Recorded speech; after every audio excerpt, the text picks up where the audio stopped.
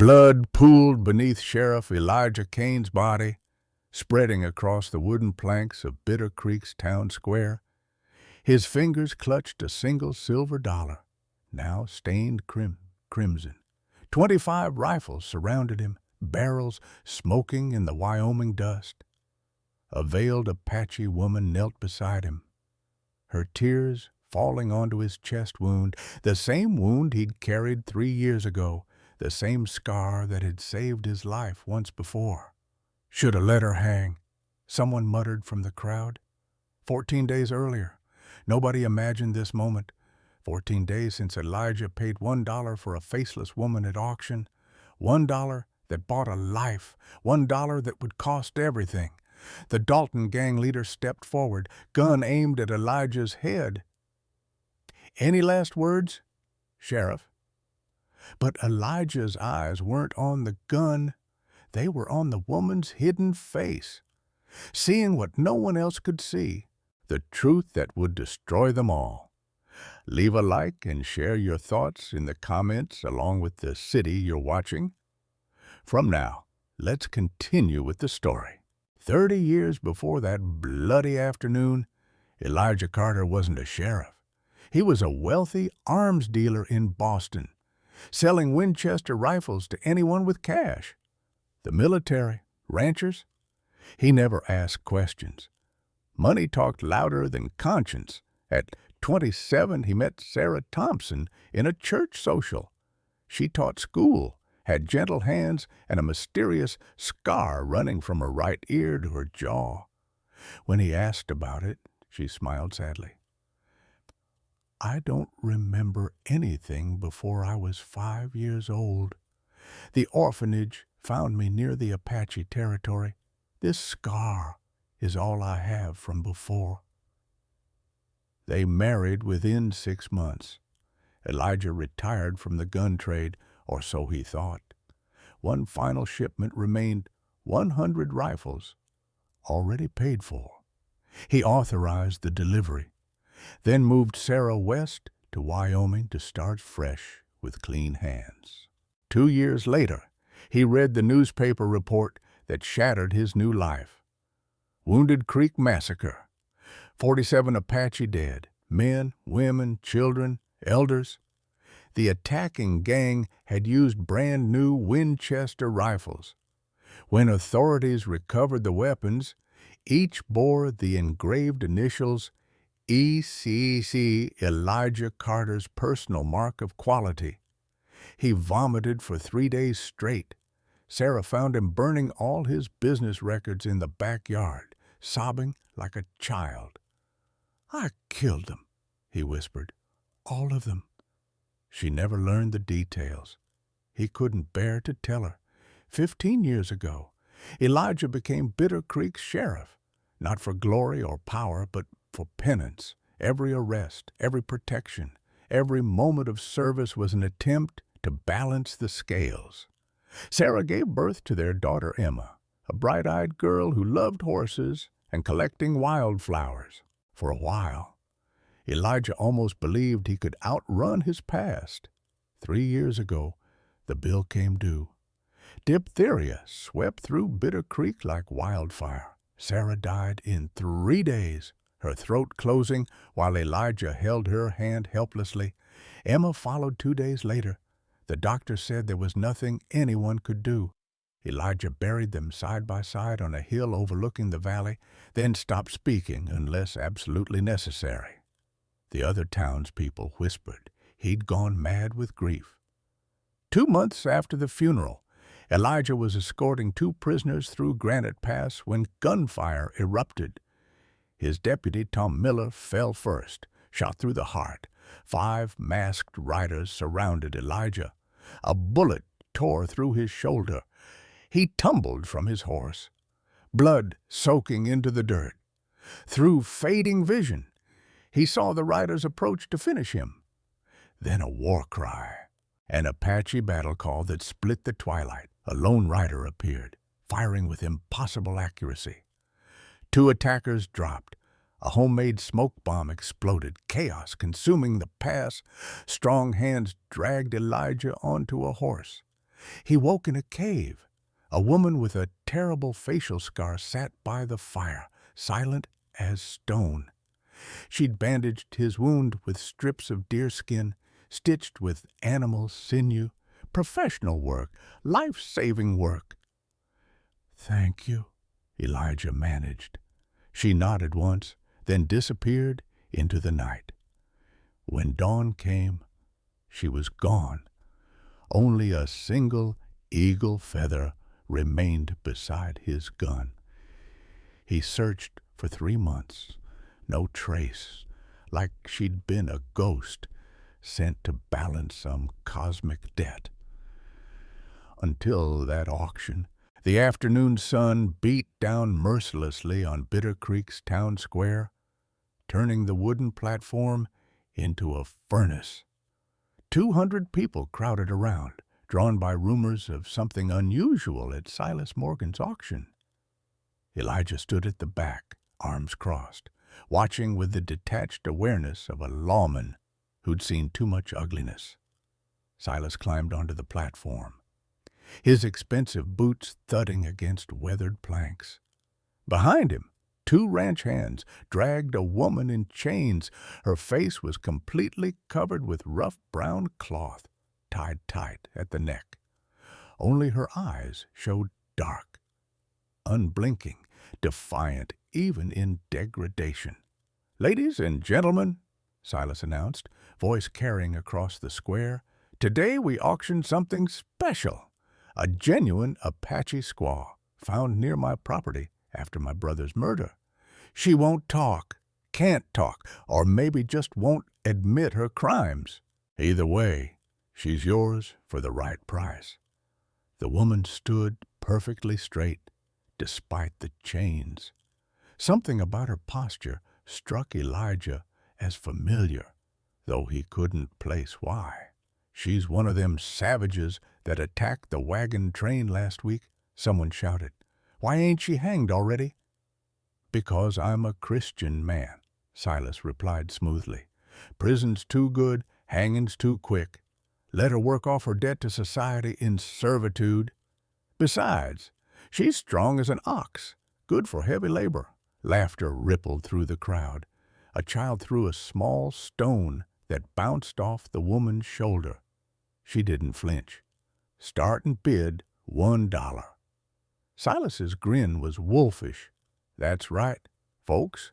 $1 single for this fine specimen of—" Silence. Nobody raised a hand. "Come now," Silas cajoled. "She can haul water, chop wood, whatever you need. $1 cheaper than a Sunday dinner." Still nothing. The crowd shifted uncomfortably. A woman near the front spat on the ground. "I ain't bringing Apache evil into my home. Bad luck." "50 cents, then," Silas said, irritation creeping into his voice. 50 cents for a worker who never complains, never talks back." The square remained quiet, except for buzzing flies. Near the auction block, a horse stood tied to a post. Its price tag read, $100, good breeding stock. Elijah's jaw tightened. A horse worth $100. A human being couldn't fetch 50 cents. 25 cents. Silas practically pleaded now. "A quarter, that's all. Someone take her off my hands." The woman's eyes swept across the crowd, and for just a moment they locked with Elijah's. Something passed between them, recognition, impossible. Yet his heart hammered against his ribs. His hand moved to his vest pocket, fingers closing around cold metal, the silver dollar Sarah had given him their last anniversary. "For luck," she'd whispered, pressing it into his palm 3 weeks before the fever took her. He'd carried it every day since, a talisman of everything he'd lost. "Nobody." Silas was red-faced now. "Fine, $1 final offer, or I turn her over to the marshal for hanging." Elijah's boots struck the ground as he stepped forward. The crowd parted instinctively for the sheriff. He walked slowly, deliberately, until he stood before the platform. $1, he said quietly. Silas blinked. Sheriff Kane, you want to? $1 was your asking price. Elijah pulled out the silver coin, Sarah's coin, and placed it on the platform's edge where it caught the sunlight. That's what you'll get, murmurs erupted around them. The sheriff's lost his mind. Gone crazy with grief. What's he thinking? Silas stared at the coin, then at Elijah. Confusion and something else relief crossing his features. Sold, I suppose. Elijah climbed onto the platform and unlocked the woman's chains himself. They fell away with a metallic clatter. She stood motionless as he removed the iron collar from her neck, his fingers gentle, despite their rough calluses. Come on, he said softly, not touching her otherwise. Let's go. He turned and walked through the crowd, not checking if she followed, but he heard her footsteps behind him, steady and sure. The townspeople watched in stunned silence as Sheriff Elijah Kane led his $1 purchase down Main Street toward his small house on the edge of town. Deputy Miller stood outside the jail, eyes narrowed as they passed. Pastor Williams clutched his Bible tighter. Martha Henderson, who ran the boarding house, covered her mouth in shock. Only old Doc Hargrove smiled slightly, tipping his hat as the unlikely pair walked by. Elijah's hand stayed near his gun, not because he feared the woman behind him, but because he suddenly understood something crucial. Buying her hadn't ended anything. It had started everything. Elijah's house was small, just 3 rooms and a porch that creaked in the wind. He led the woman inside, gestured to the narrow cot in the spare room. You can sleep there. I'll bring some food. She stood motionless in the doorway, still veiled, her hands clasped before her, waiting for orders, perhaps, or judgment. You're not a prisoner here, Elijah said, his voice rough from disuse. You don't have to do anything. Just rest. He left her and went to the kitchen, assembling a simple meal bread, smoked meat, boiled potatoes. When he returned, she hadn't moved. He placed the plate on the small table. Eat when you're ready. There's water in the pitcher.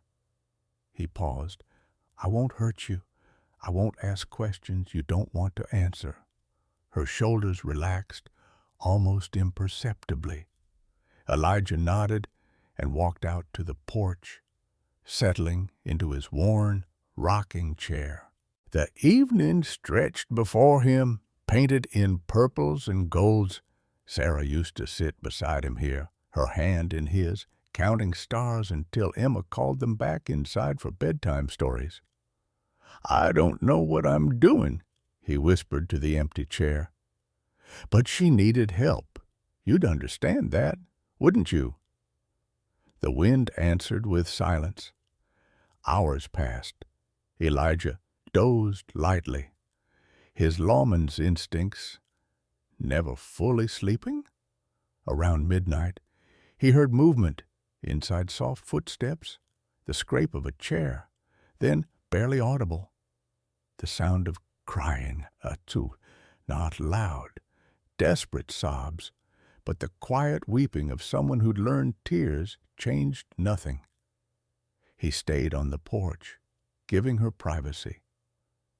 When dawn broke, he found the kitchen spotless, the dishes washed and stacked, the woman's plate empty. She'd survived another night, the second day. Elijah woke to the smell of coffee. He found her in the kitchen, tending the stove.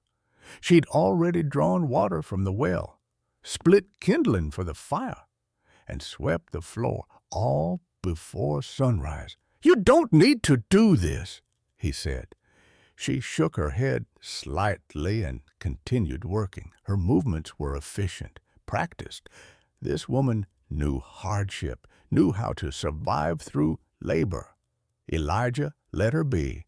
He had sheriff's duties checking the jail, making his rounds through town.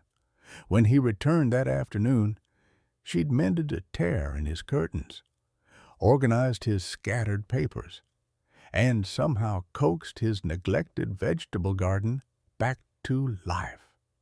That evening, he found her examining his Colt revolver. He'd left it on the table while cleaning it, and she'd picked it up with surprising familiarity. Her fingers moved expertly over the mechanism, and before he could speak, she'd adjusted something in the hammer assembly. "You know guns?" Elijah asked, startled. She set the weapon down carefully and nodded once. Then she knelt, smoothed the dust on the floor, and wrote with her finger, "I know many things." Elijah stared at the words. "You can write." Another nod. "But you won't speak." She hesitated, then wrote again, "Not yet." Before Elijah could respond, angry voices erupted outside. He opened the door to find a crowd of 20 townspeople gathered in his yard. Pastor William stood at the front, Bible clutched tight. "Sheriff Kane, this has gone too far," the pastor declared. "You're harboring a savage under your roof. It's ungodly. It's dangerous." Martha Henderson stepped forward, her face pinched with disapproval. "My boarders are talking about leaving town. They say if we let Apaches live among us, we'll all be murdered in our beds." "She hasn't done anything wrong," Elijah said evenly. "Her people attacked the wagon train." Someone shouted, "3 men dead? You're protecting a killer." "You have no proof she was involved." "She's one of them, ain't she?" The speaker was Jenkins, the blacksmith. "That's proof enough." Deputy Miller pushed through the crowd, his badge glinting. "Sheriff, the town council's calling a special meeting. They're talking about putting it to a vote whether you're fit to serve if you keep that woman here." "Let them vote," Elijah said quietly. "They're giving you 7 days." Miller continued, 7 days to send her away, or they remove you from office." Elijah's hand moved to his gun belt, not threatening, just resting. "Anyone who wants her will have to go through me first. That includes the town council." The crowd shifted uncomfortably. No one wanted to challenge an armed sheriff, even one they disagreed with. Pastor Williams opened his mouth, closed it, then turned away. The others followed, muttering curses and prayers in equal measure. Only Martha Henderson lingered. "You're throwing away everything for a stranger, Sheriff. Why?" Elijah looked at her steadily. "Because it's right. Right don't pay bills. Right don't keep a roof over your head. Then I'll sleep under the stars." Martha shook her head and left. The third night brought a storm. Thunder cracked like artillery fire, and lightning turned the world white.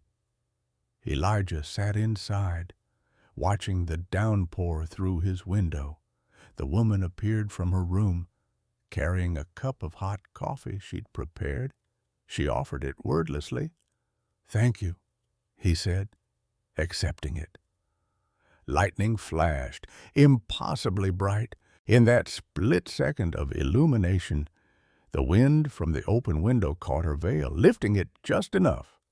Elijah saw her face or part of it, the scar running from her right ear down her jaw, exactly like his heart stopped. The veil fell back into place, but the image burned in his mind. That scar. He knew that scar. He'd traced it with his fingers on Sarah's face 1,000 times, always wondering about its origin. And 3 years ago, in a cave lit by firelight, he'd seen that same scar on the face of his rescuer, the woman who'd saved his life at Granite Pass. His coffee cup trembled in his hands.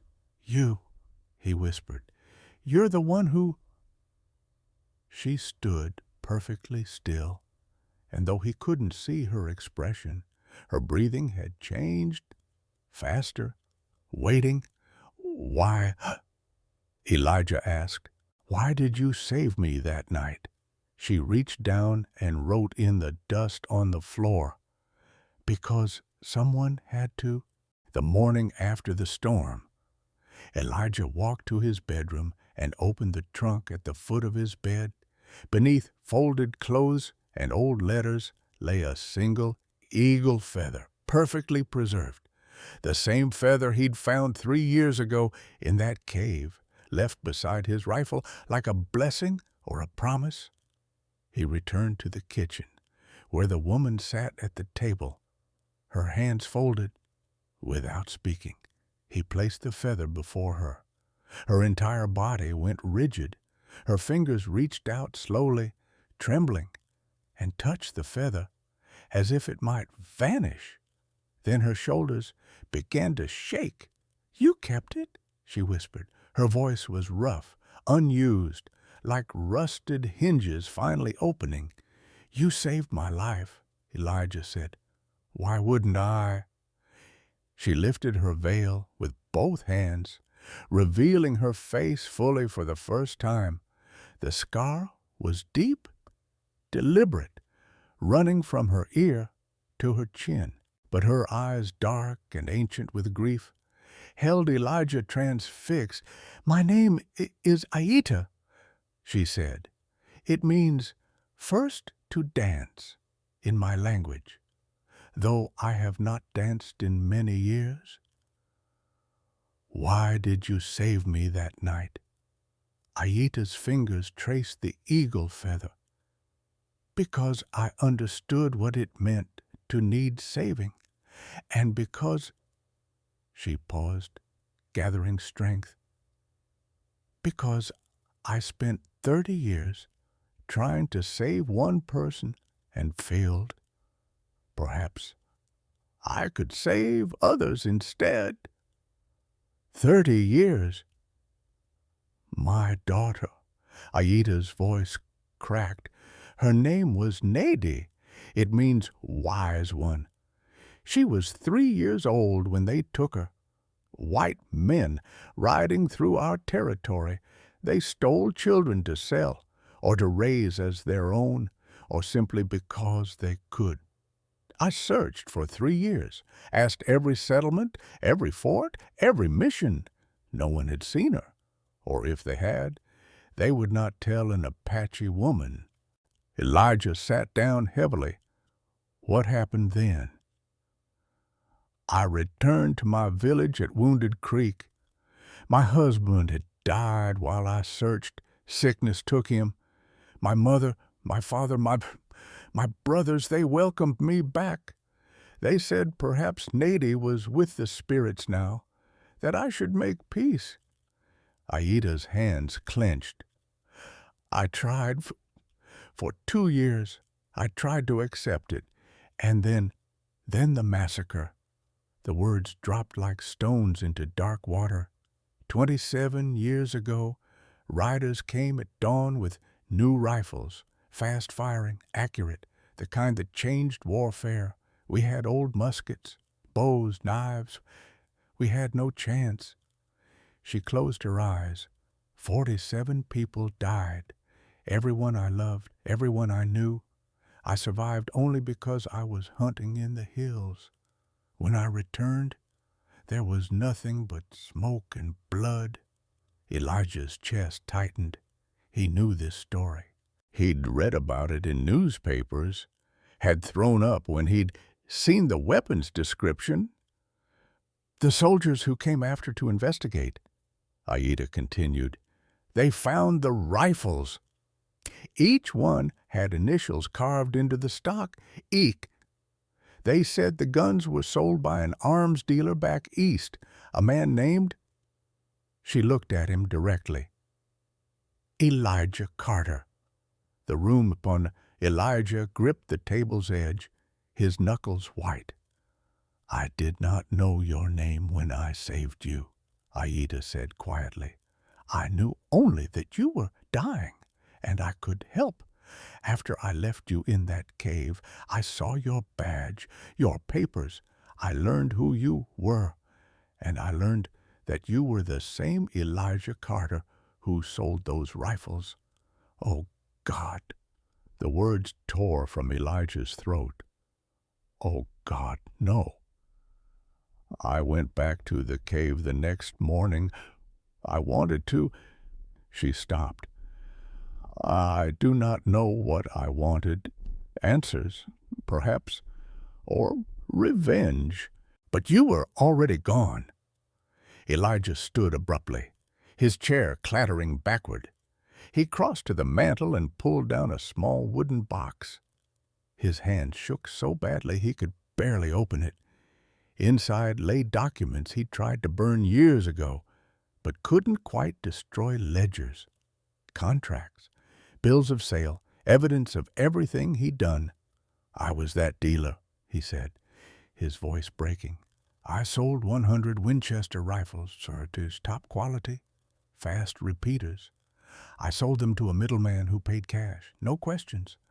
I told myself it was just business. Just one more shipment before I retired.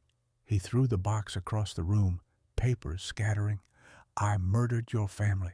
I murdered 47 people, and you saved my life. Aida sat motionless. Yes. Why? Elijah shouted. Why didn't you let me die? Why didn't you kill me yourself when you found out? Because killing you would not bring them back. Her voice remained steady, though tears streamed down her scarred face. Oh, I have thought about this every day for 3 years. I saved you before I knew who you were, but even after I knew, I realized there's something. You did not pull the triggers. You did not ride into my village that morning. You sold weapons, yes. But the men who killed my family, they made that choice. I enabled them. Yes, she met his eyes. And you must live with that. Just as I must live with failing to save my daughter, just as I must live with surviving when everyone I loved died. Elijah sank to his knees. I don't deserve your mercy. No one deserves mercy. That is why it is called mercy. Aida stood and approached him. I spent 3 years wandering after I left you in that cave. I saved a child from drowning. I warned a farmer about a mountain lion. I gave water to a dying prospector. I did these things not to erase my failure with Nady, but because it was all I had left. Helping people, saving people. Even though I could not save the ones I loved most, how can you forgive me? I did not say I forgive you. Her voice hardened slightly. Forgiveness is not given freely like charity. It must be earned through action. You became a sheriff. You protect people. You just paid your last dollar to save a woman you thought was a stranger. She knelt beside him. Perhaps you are trying to earn something too. Elijah pulled his Colt from its holster with shaking hands. He offered it to Aida. Grip first. If you want justice, take it. I won't stop you. She stared at the weapon for a long moment. Then she pushed it away gently. Killing you would be justice for the dead, but it would not be justice for the living. You can still do good in this world. Elijah Carter, dead men do no good. Before either could speak again, A knock sounded at the door. Elijah wiped his eyes roughly and stood. He opened it to find Doc Hargrove on his porch, hat in hand and a leather satchel under his arm. "Sheriff," the old doctor said, "I need to speak with you, both of you." Doc Hargrove was 73 years old with hands that still held steady despite the tremor of age. He'd delivered the half the babies in Bitter Creek and buried a quarter of the town. When he spoke, people listened. He sat at the kitchen table and opened his satchel, removing a sheaf of yellowed papers. "I've been the town doctor for 45 years, he began. "Before that, I worked at St. Catherine's Mission and Orphanage on the territorial border. We took in children who'd been orphaned, abandoned, or lost." Aida leaned forward slightly. 27 years ago, Doc continued, a cavalry unit brought us a little girl, 5 years old, maybe. She'd been found wandering alone near Wounded Creek about a week after the massacre there. She was half-starved, traumatized, couldn't or wouldn't speak, no identification, no family we could locate. Elijah's heart began to pound. The child had a distinctive scar on her face, ear to chin, looked like a knife wound, maybe from the attack. We took her in, nursed her back to health. She never remembered anything before waking up in our infirmary, eventually. She started talking again, but she had no memories of her life before. We named her Sarah, and when she was old enough, a nice family adopted her. The Thompsons. "Sarah," Elijah whispered. "My Sarah." Doc nodded slowly. "I recognized the description of your wife's scar when you mentioned it once, and I've been watching this woman since you brought her home." He looked at Aida. "You have the same scar, the exact same pattern." Aida's hand flew to her face. "No, that's impossible. My daughter was 3 when she was taken. She would not have a scar."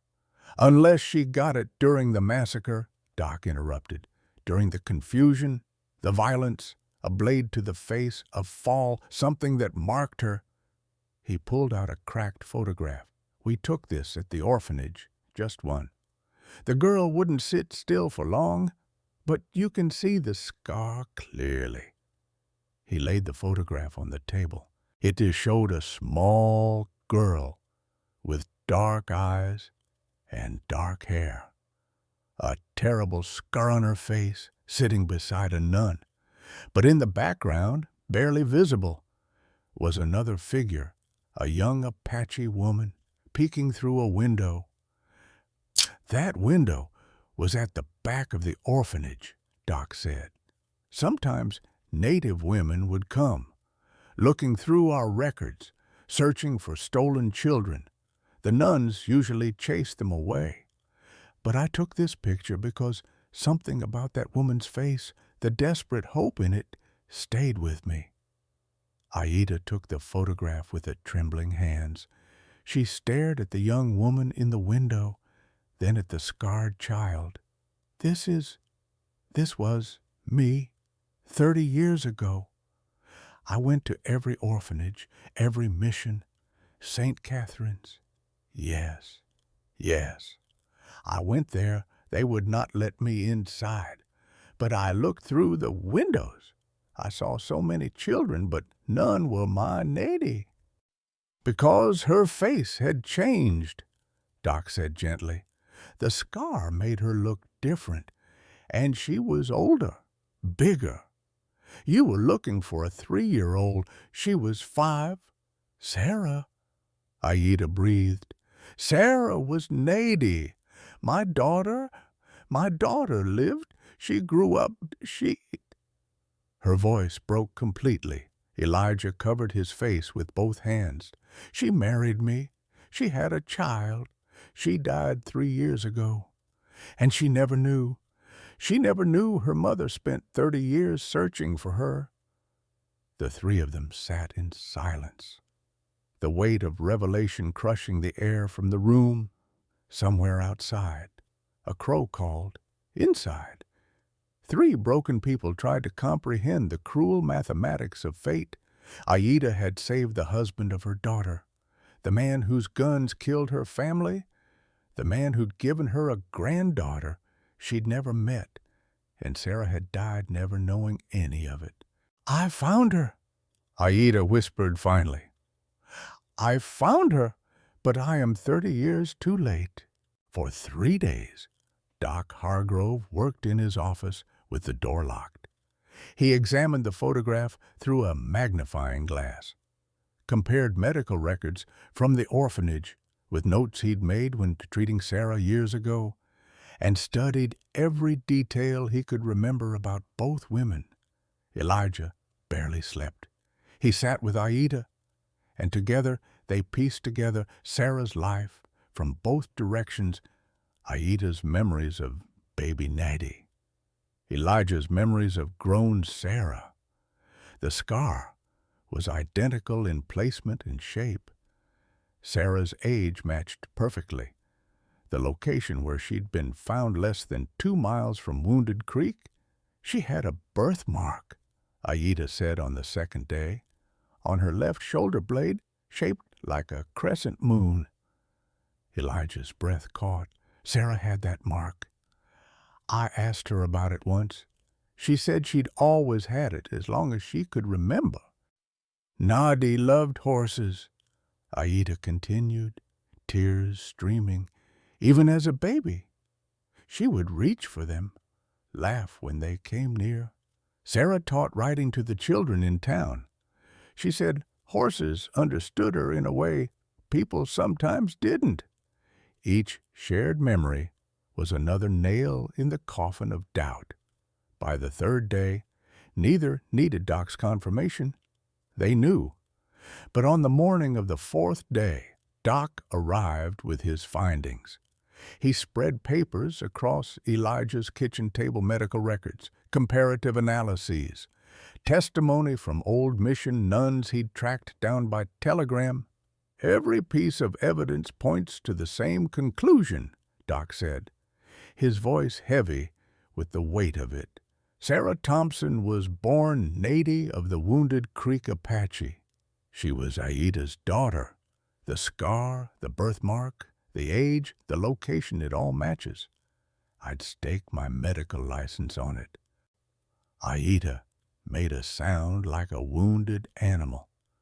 She stood abruptly and walked to the window, pressing her forehead against the glass. "I found her," she whispered. "She was alive all those years. She was happy. She had a husband who loved her, a child, a home, and I never knew. I walked past her in the street, perhaps, in some town, and I never knew." Elijah joined her at the window, and for the first time he placed a hand on her shoulder, not as strangers, not as victim and perpetrator, but as family, the only family either of them had left. "She would have wanted to know you," he said quietly. "If she'd known, she would have loved you. But she died not knowing, and Emma, my granddaughter, she died too, not knowing she had a grandmother who would have—" "Sheriff Kane!" A shout from outside interrupted them. Heavy boots on the porch, then pounding on the door. Elijah opened it to find Silas Morgan standing there, flanked by 30 armed men. But something was wrong. Silas's face wasn't angry. It was terrified. His hands shook. Behind him, the men looked grim rather than hostile. "We need to talk," Silas said. "All of us. Now." They gathered in Elijah's small living room, men crowding in until there was barely space to breathe. Silas stood in the center, hat clutched in white-knuckled hands. He looked at Aida for a long moment, then spoke. My brother, James, didn't die the way I said. The words came out strangled. He wasn't murdered by an Apache woman. He was killed by the Dalton gang because he refused to help them.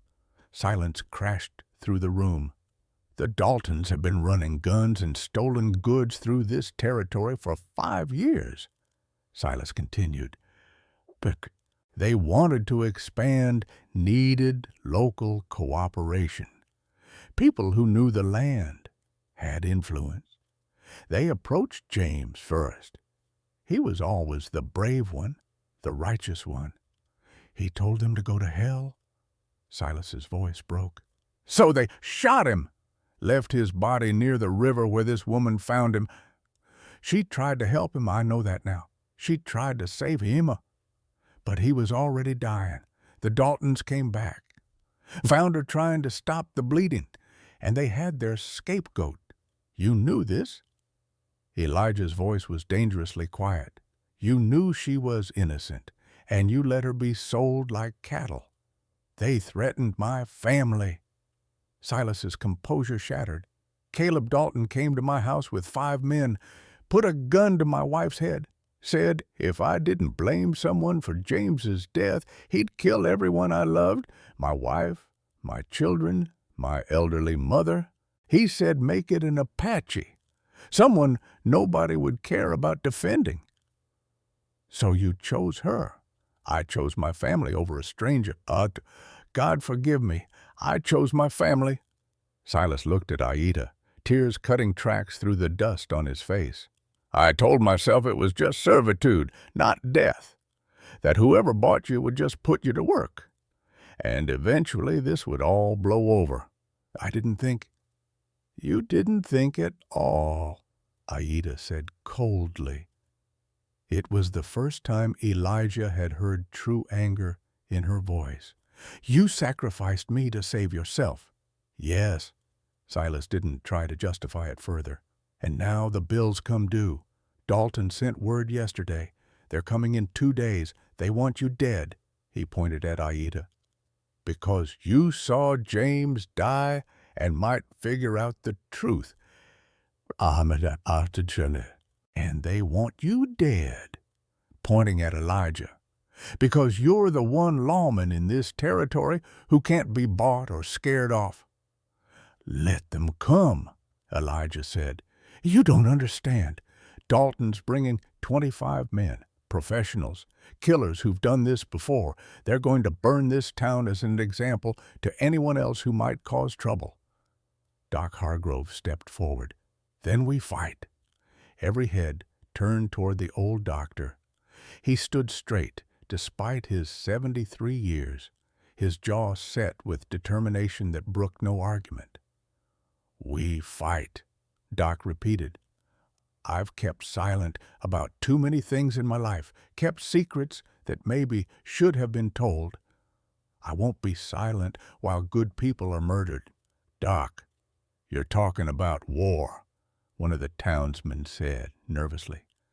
The Daltons are professional killers. We're shopkeepers and ranchers, and we outnumber them 6 to 1. Doc's voice carried the authority of decades. More importantly, we have something they don't a reason worth fighting for. Elijah held up a hand. Nobody has to risk themselves for us. Aida and I can leave, head north, disappear into the territories. You could run, Doc agreed, but the Daltons would just pick someone else to terrorize. Another town, another victim. Running doesn't stop men like Caleb Dalton. It only teaches them they can do whatever they want without consequences. Aida moved to stand beside Elijah. I ran for 30 years. I ran from my grief, from my guilt, from my failures. I will not run any more. If they want me, they can take me, but I will not make it easy. Then we fight together, Elijah said. He looked around the crowded room at faces he'd known for 15 years.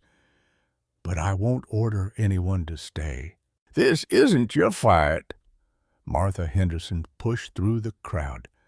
The boarding house owner who'd condemned Aida just days ago now stood with shoulders squared. "I was wrong about you," she said directly to Aida. "3 winters ago, my son got lost in a blizzard. A woman, an Apache woman, found him and brought him home. My boy described a scar on her face. I searched for you to say thank you, but I could never find you." "I remember," Aida said quietly. "He was a good boy, brave in the cold." "You saved my son's life," Martha's voice shook, "and I repaid you by calling for your exile, by treating you like an animal." She pulled a rifle from beneath her shawl. "I will fight, not because the sheriff orders it, but because it's what I should have done from the beginning." One by one, others stepped forward. The blacksmith whose wagon Aida had helped free from mud, the rancher she'd warned about a wounded bear near his property, the widow whose well she'd repaired without being asked. Each person who'd been touched by anonymous acts of kindness, never knowing who their benefactor was until now. "She helped me find my lost cattle. She left fresh game on my porch when my husband was sick. She pulled my daughter from the creek before she drowned." The testimonies piled up like sandbags before a flood. All the small mercies Aida had performed over 3 years of wandering, thinking no one noticed or cared. But they had noticed. They had toward it. They simply hadn't known who to thank until this moment. Pastor Williams was the last to speak. I preached righteousness from my pulpit while ignoring it in my pews. I called for this woman's exile without knowing her story. He set his Bible on the table. "Scripture says, 'Greater love hath no man than this, that a man laid down his life for his friends.' This woman laid down her life for strangers over and over, expecting nothing in return. If that's not Christ-like, then I don't understand my own religion." Elijah felt something crack open in his chest, not breaking, but opening. Hope, perhaps, or redemption, or simply the realization that sometimes people could choose to be better than their worst instincts. "They'll be here in 48 hours, Silas said. "We need to prepare. Then we prepare." Elijah agreed. "But understand this, some of us might not survive. The Daltons don't take prisoners. They don't show mercy. If you're going to stand with us, make peace with that first." Nobody left. 150 townspeople crammed into Bitter Creek's small church that evening to plan their defense. Elijah drew maps. Doc inventoried medical supplies. Martha organized food and water. The blacksmith reinforced doors and windows. And in the center of it all stood Aida, the woman they'd nearly destroyed, now the person they were willing to die protecting. She moved among them, offering quiet suggestions drawn from years of survival, teaching them Apache tactics for fighting outnumbered. "You fight smart, not hard," she told a group of nervous ranchers. "Use the terrain, use surprise, make them afraid before they ever see you." As darkness fell on the second night before battle, Elijah found Aida on his porch, staring at the stars. He sat beside her in Sarah's old chair. "My daughter died protecting the people she loved," Aida said softly. "The doctor told me Sarah nursed sick children during the epidemic, never stopping even when she grew ill herself. She died doing good." "Yes, then I will honor her memory by doing the same." Aida turned to him. "If I die tomorrow, tell Emma's grave that her grandmother finally understood what Sarah knew, that love means standing firm when running is easier. That family means the people you choose to protect, not just the ones you're born to. Emma's not. Elijah stopped. He'd been about to say buried there, but how could he explain? The words wouldn't come. Instead, he simply nodded. I'll tell her. In the distance, a coyote howled, closer, the sounds of preparation hammers, saws, whispered strategies. Bitter Creek was becoming a fortress, and in 2 days, blood would decide whether righteousness or ruthlessness ruled Wyoming's frontier. The evening before battle arrived with a sunset that painted Bitter Creek in gold and crimson colors of glory and blood. Elijah sat on his porch beside Aita, both of them watching the light fade like hope draining from a wound. Tell me about her, Aita said quietly. My daughter? Was she happy? Elijah's throat tightened. He'd spent 3 years avoiding these memories, but now he pulled them out like precious treasures kept in a locked box. Sarah was gentle, not weak gentle. There's a difference. She saw the good in people even when they didn't deserve it. Like her mother, Aita whispered. She loved teaching every morning. She'd walk to the schoolhouse early, just to prepare the classroom. She'd write encouraging notes on the slates for the children who struggled. Some of those kids learned to read because she refused to give up on them. Did she sing? All the time, while cooking, while mending clothes, while brushing her hair. Old hymns mostly, but sometimes songs I didn't recognize. Now I wonder if they were songs you sang to her when she was small, buried so deep in her memory that she didn't know where they came from. Aita's hands trembled in her lap. I sang to Nady every night, the song of the mockingbird, who learns all songs but never forgets its own voice. Sarah hummed that melody, Elijah said, his own voice breaking. I asked her once where she learned it. She said she didn't know. Oh, it just came to her when she was happy. They sat in silence for a moment, the weight of what could have been crushing the air between them. Then Elijah stood and went inside. When he returned, he carried a carefully folded shawl, cream-colored wool with a blue embroidery. Sarah wore this every day, he said, placing it gently in Aita's hands. She made it herself, said it made her feel safe, like being wrapped in a hug. I want you to have it. Aita clutched the shawl to her chest, and for the first time since entering Bitter Creek, she wept openly. Not the silent tears of shame or the quiet weeping of grief, but the raw, broken sobs of a mother who'd found her child 30 years too late.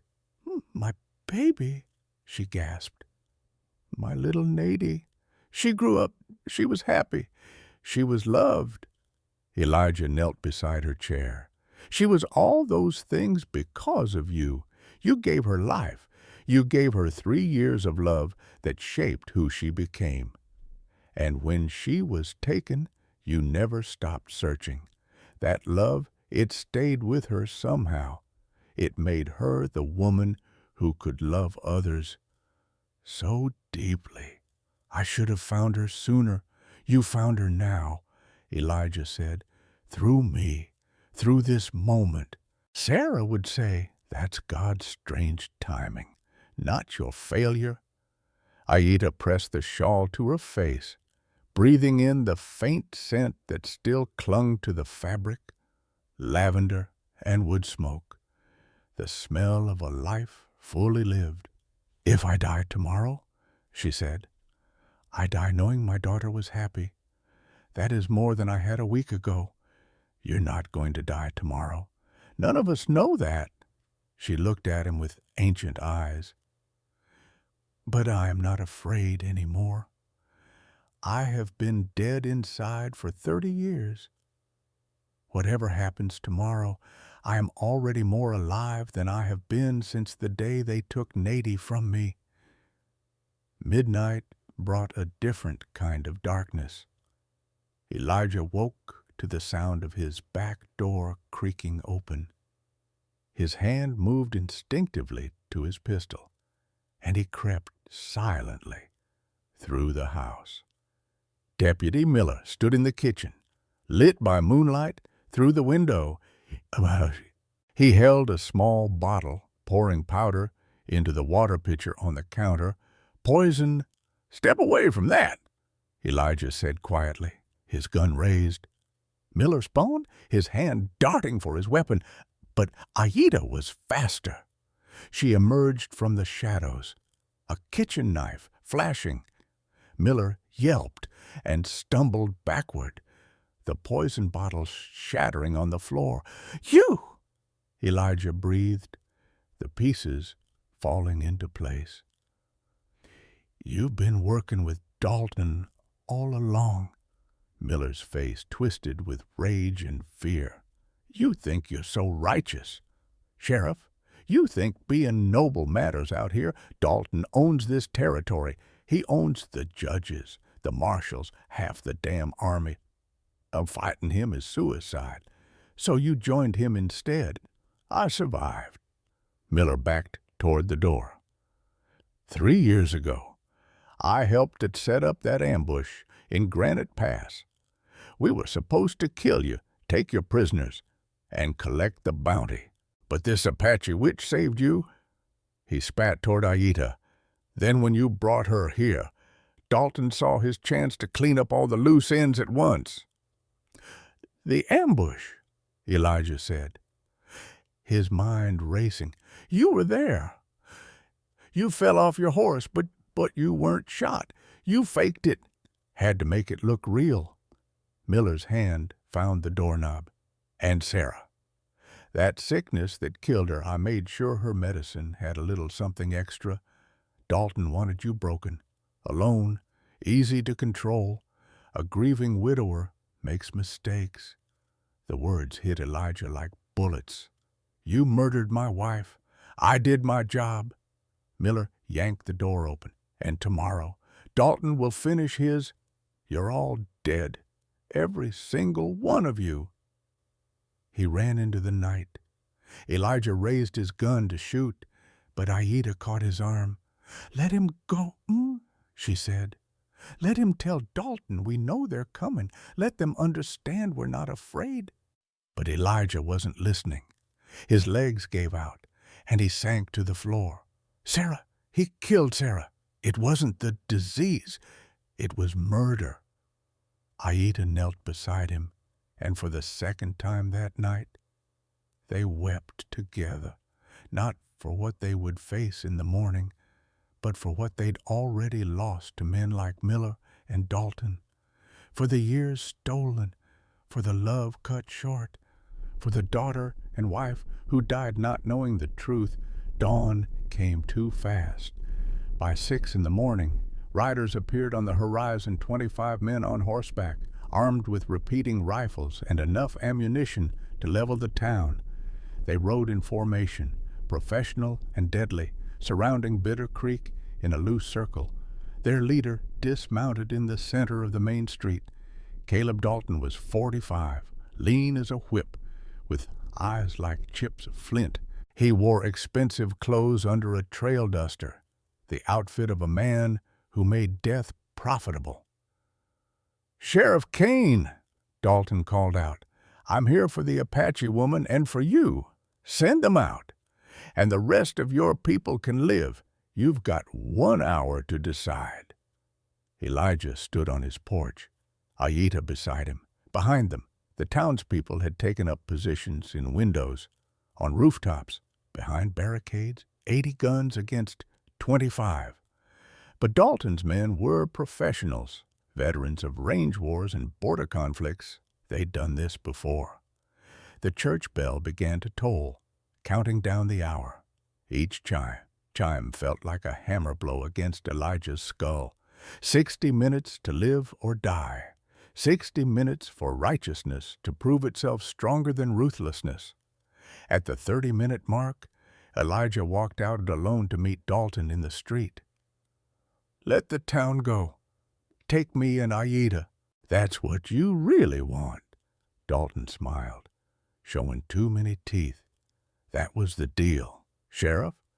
But then you went and made this interesting. You got these people to care about an Apache squaw. You made them think they could stand against me." He shook his head. "Can't have that. Examples must be made. So you'll murder 150 innocent people. I'll remove witnesses and teach the surrounding territories a lesson about opposing the Dalton organization?" He checked his pocket watch.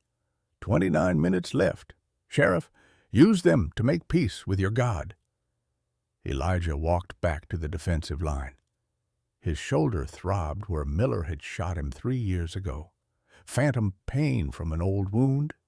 In half an hour, he'd likely have a new wound in the same spot, if he survived that long. Doc Hargrove checked his rifle one last time. Martha Henderson kissed a locket containing her son's picture. Pastor Williams clutched his Bible in one hand and a shotgun in the other, each person preparing in their own way for what came next, no matter what happens. Elijah told them, "You've already won. You chose to be better than your fear. That's worth something." The church bell struck the final chime. 60 minutes had passed. Dalton raised his hand. "Last chance. Sheriff." Elijah raised his hand in response, not surrender, but signal. Dalton smiled and dropped his hand. The guns roared. Bullets tore through wood and flesh indiscriminately. Windows shattered. Screams punctured the morning air. The Daltons advanced with military precision, laying down covering fire as they moved from building to building. Doc Hargrove took careful aim and dropped one of Dalton's men. But return fire caught the old doctor in the chest. He fell backward off the roof, dead before he hit the ground. The man who delivered Sarah, who discovered the truth about Aida, gone in an instant. Martha Henderson held her position in the boarding house window, firing with shaking hands until a bullet caught her in the shoulder. She collapsed, bleeding heavily. Elijah moved through the chaos, directing fire, pulling wounded to safety. A bullet creased his neck, another tore through his thigh, but he kept moving, kept fighting, kept hoping that somehow they'd survive this. Then he felt the punch to his left shoulder, spinning him around. The same spot, the exact same place he'd been shot 3 years ago. He fell to his knees, blood spreading across his shirt. Aida appeared beside him, firing his dropped pistol with deadly accuracy. She hit 2 of Dalton's men before her gun clicked empty. She pulled Elijah behind a water trough, pressing her hand against his wound. "I've got you," she said, "like you had me. We survived together." But Dalton was advancing, gun drawn, with 5 men flanking him. The defensive line was breaking. The battle was lost, and Elijah Kane, dying in the dust of Bitter Creek with the dollar coin still in his pocket, realized that sometimes righteousness wasn't enough. Sometimes evil won. Time slowed as Elijah lay in the dust, Aida's tears falling on his face. Blood pooled beneath him, mixing with the Wyoming dirt. His vision blurred at the edges. This was how it ended. Then, not with redemption, but with failure. He tried to protect her, tried to make up for the guns he'd sold, tried to be better than the man he'd been. But evil didn't care about trying. Dalton stood over them, gun aimed at Elijah's head. "Any last words, Sheriff?" Elijah's hand clutched the silver dollar in his pocket. Sarah's coin, the one he'd used to buy Aida's life, $1 that had changed everything and nothing. He'd saved one person and doomed a town. "I'm sorry," he whispered, not to Dalton, but to Aida. "I couldn't save you. I couldn't save anyone." Aida pressed her forehead to his. "You saved me every day you chose kindness over cruelty. That matters." As Dalton's finger tightened on the trigger, then a sound split the morning, a war cry that echoed across the plains like thunder rolling over mountains. An Apache war cry. Dalton froze. His men turned, rifles swinging toward the sound.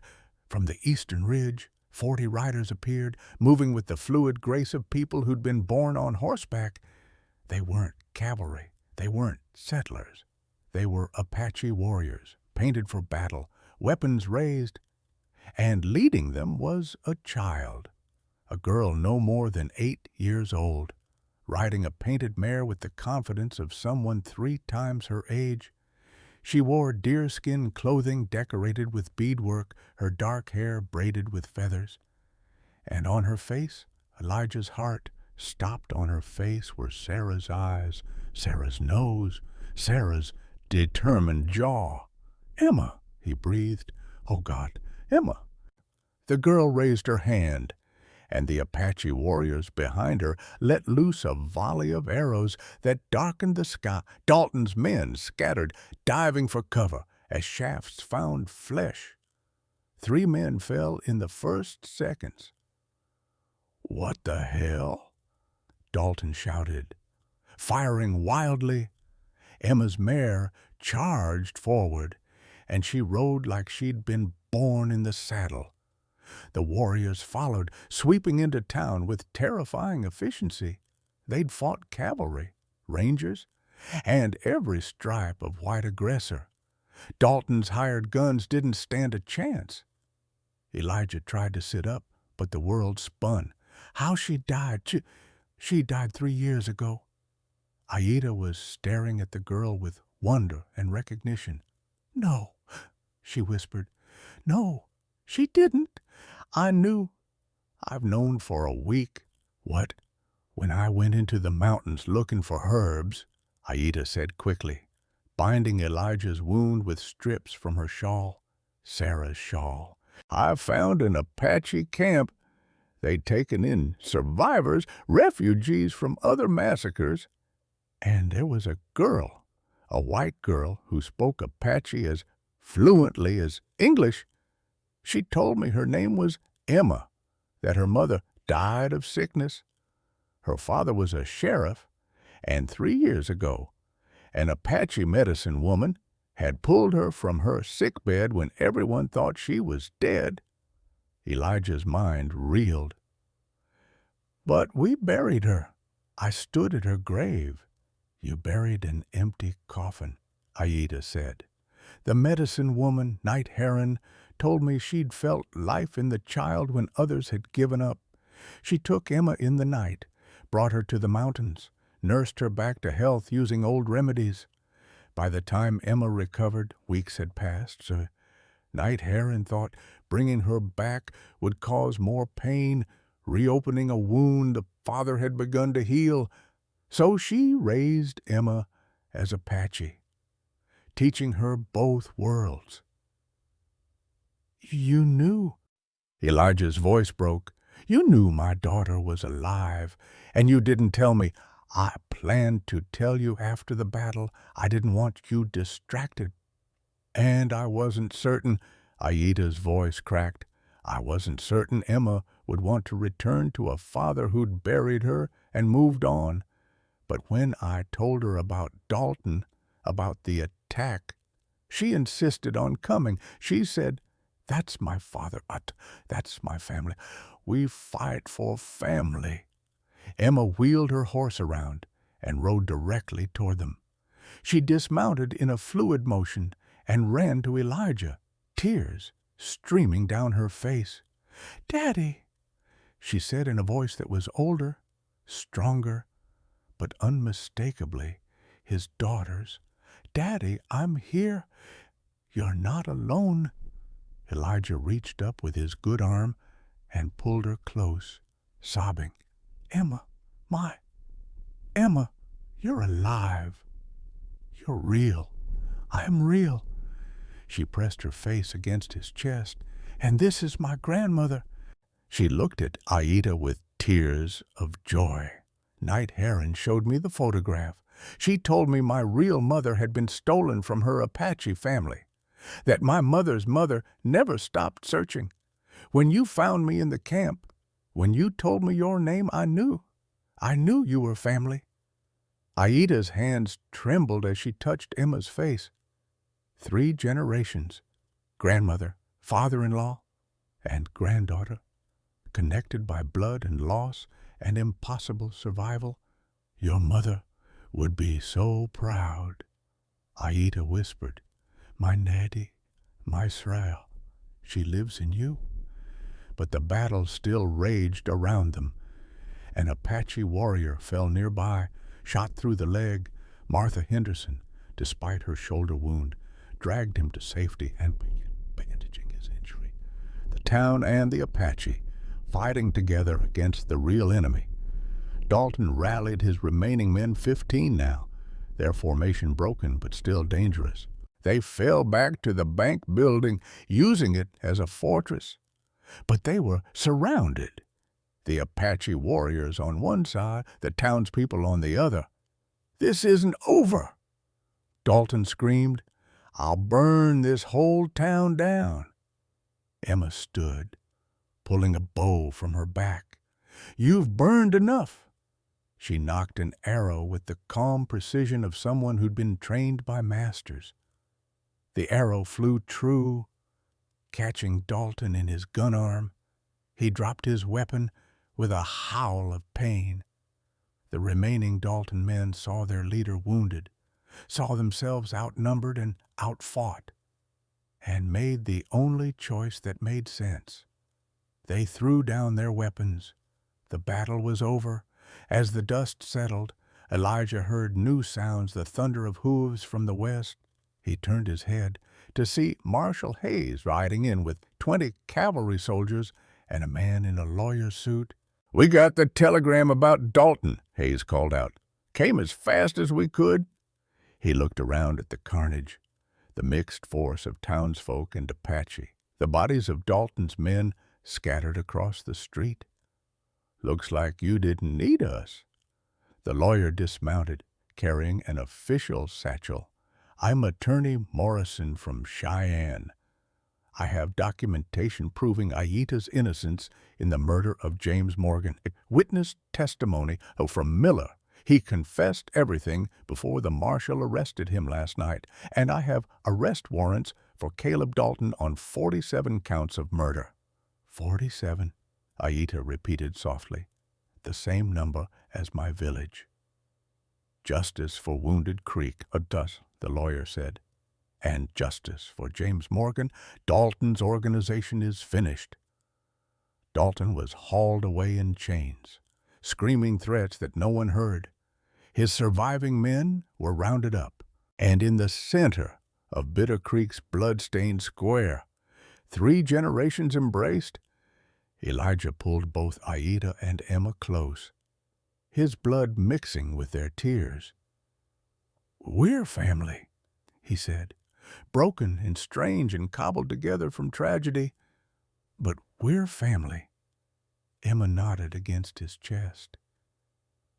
"The Apache taught me that family isn't just blood. It's the people who fight for you when you can't fight for yourself, the people who hold you when you're broken, the people who never give up." "Your mother taught me the same thing," Elijah whispered. "She just used different words." Around them, the town began to pick up pieces. Doc Hargrove was gone, but his sacrifice had bought them time. Martha Henderson would survive her wound. Others had been less fortunate, 5 townspeople dead, 3 Apache warriors fallen. But they'd stood together. They'd faced evil and refused to bow. And in the end, love, complicated, painful, hard-won love, had been enough. 6 months after the battle, Bitter Creek held a ceremony unlike any the territory had witnessed. They buried their dead Doc Hargrove, the 3 fallen Apache warriors, and 5 townspeople who'd given their lives fighting tyranny. But they buried them together in a new cemetery on the hill overlooking the valley, where white crosses and Apache burial markers stood side by side. Aita stood before the gathering of 200 people, half from town, half from the Apache settlements, and spoke in both English and her native tongue. She wore Sarah's shawl draped over her shoulders, a connection to the daughter she'd found too late. "These people did not die for me," she said, her voice carrying across the hill. "They died because they chose what was right over what was easy.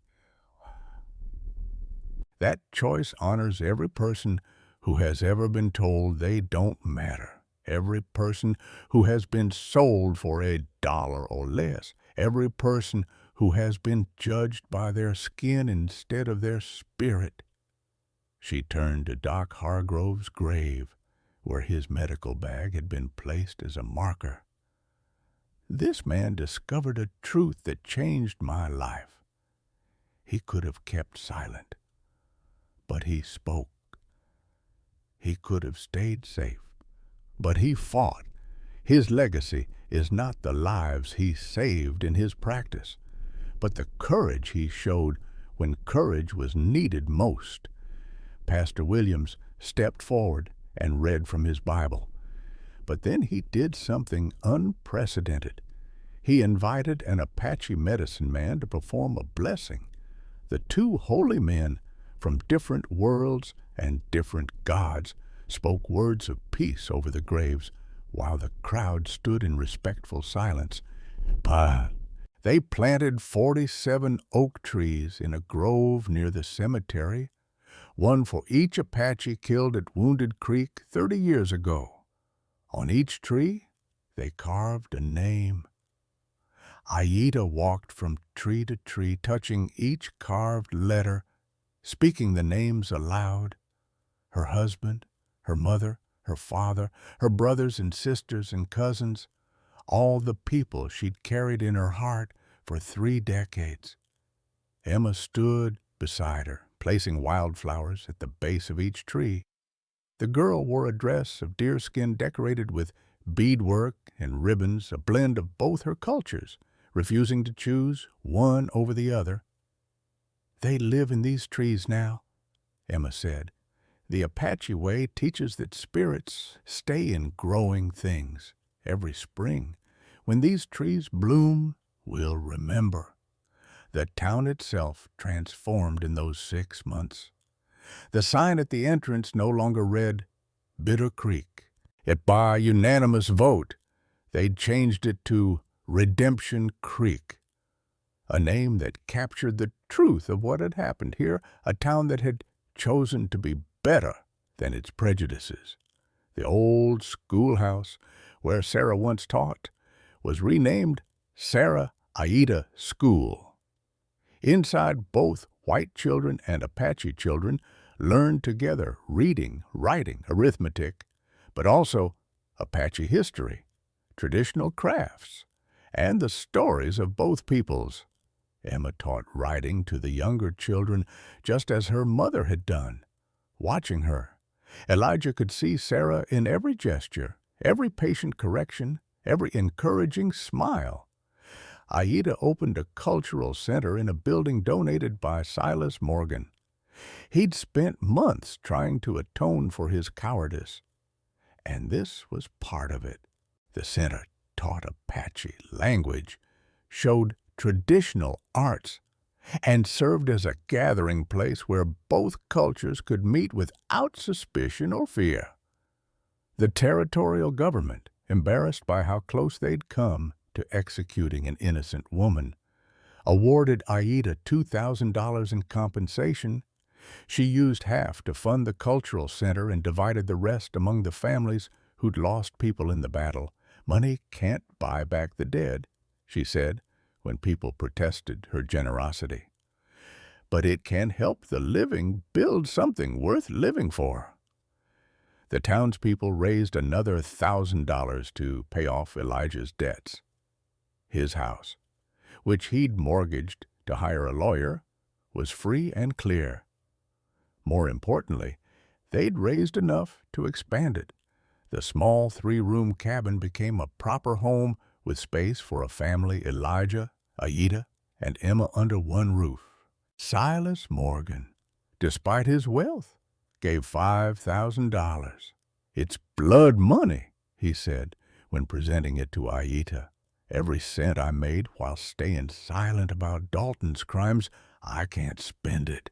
Won't spend it. Use it to build something my brother James would have been proud of." With that money, they established a school for Apache children who'd been displaced, orphaned, or lost between two worlds.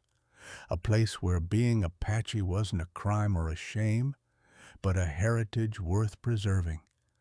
The house on the edge of town became something Elijah had never imagined a home filled with life again. In the mornings, Aida made coffee while Emma practiced her reading. She learned equally from McGuffey readers and Apache story scrolls, moving between languages with the fluid ease of someone who belonged to both worlds. Elijah's shoulder healed slowly, leaving him with a limp and persistent pain. But Aida knew remedies, poultices, and teas that eased the worst of it. She'd learned healing from her mother, who'd learned from her mother. Knowledge passed down through generations that had survived despite every attempt to erase it. In the evenings, they sat on the porch, as families do. Emma would tell them about her day, the horses she'd trained, the children she'd taught, the stories Night Heron had told her about the old days. Aida taught her granddaughter the songs she'd once sung to baby Nadi, and Emma learned them eagerly, connecting to a mother she barely remembered through melodies that had survived 30 years. "Tell me about Mama again," Emma would ask, and Elijah would pull out memories like treasures from a chest. Sarah's laugh, her terrible cooking, her infinite patience, her belief that every person carried light inside them, even when they'd forgotten how to shine. "She sounds wonderful," Emma said one evening. "She was," Elijah agreed, "and she's in you, in the way you care for those horses, in the way you're patient with the children, in the way you see the best in people. I wish I could remember her better." Aida pulled Emma close. "Then I will help you remember. I will tell you about Nady, your mother, before she was Sarah. The baby who laughed at horses and sang before she could speak. The child who was taken but never forgotten. Between your father's memories and mine, we will keep her alive." One autumn afternoon, the three of them walked up the hill to Sarah's grave. They'd left it intact, a marker for a woman who'd lived and died and mattered. Emma carried flowers she'd grown herself. Elijah carried a letter he'd written. Aida carried the shawl, freshly cleaned. They stood before the headstone, Sarah Thompson Kane, beloved wife and mother. "We need to change it," Emma said. "It's not her full name." So they did. They hired a mason to add new words beneath the original inscription: "Born Nady of Wounded Creek, daughter of Aida, bridge between two worlds." When the work was complete, they gathered again. Elijah read his letter aloud, words of love and regret and gratitude for the years they'd had. Emma sang the mockingbird song Aida had taught her, the one Sarah used to hum without knowing why. Aida placed the shawl on the grave and spoke in Apache. Words of blessing and release. As they turned to leave, a shadow passed overhead. An eagle, massive and golden, circled once above the grave before soaring west into the sunset. "That's Mama," Emma said with certainty. "She's free now. She knows we found each other. She knows we're okay." Aida watched the eagle disappear into the gold-streaked ski. For 30 years, she'd carried grief like chains. But standing here with her son-in-law and granddaughter, feeling the autumn wind on her face, she understood something fundamental had changed. The grief remained, it would always remain, but it no longer defined her. She'd been Aida, the searching mother, Aida, the lone wanderer, Aida, the silent helper. Now she was simply Aida, the grandmother, living in a house filled with love, teaching children who called her by name, sleeping without nightmares for the first time in 3 decades. "Sarah would be proud," Elijah said quietly. "Yes," Aida agreed. "She would." They walked down the hill together. As the sun set on Redemption Creek, 3 people bound by tragedy, but choosing to build something better. Behind them, the oak grove rustled in the wind.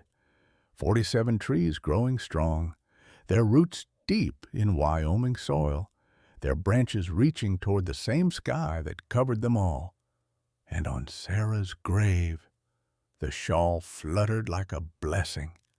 Cream and blue threads woven together, just like the family that had come together in her name.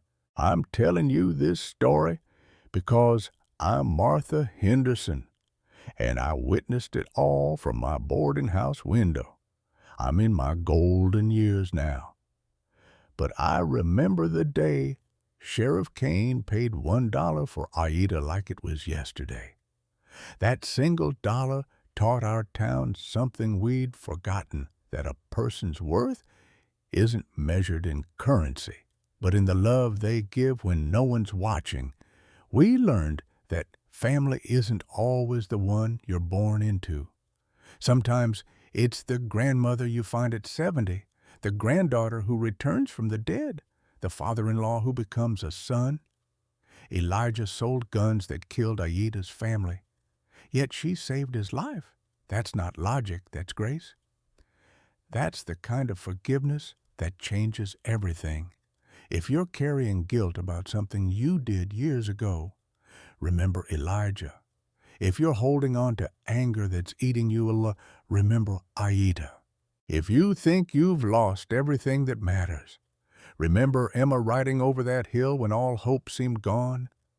It's never too late for redemption. It's never too late for family. It's never too late to choose love over bitterness. What's your $1 moment that time someone saw your worth when others didn't? And if you could go back, who would you forgive that you haven't yet? Share your story below. Your words might be the hope someone else needs today.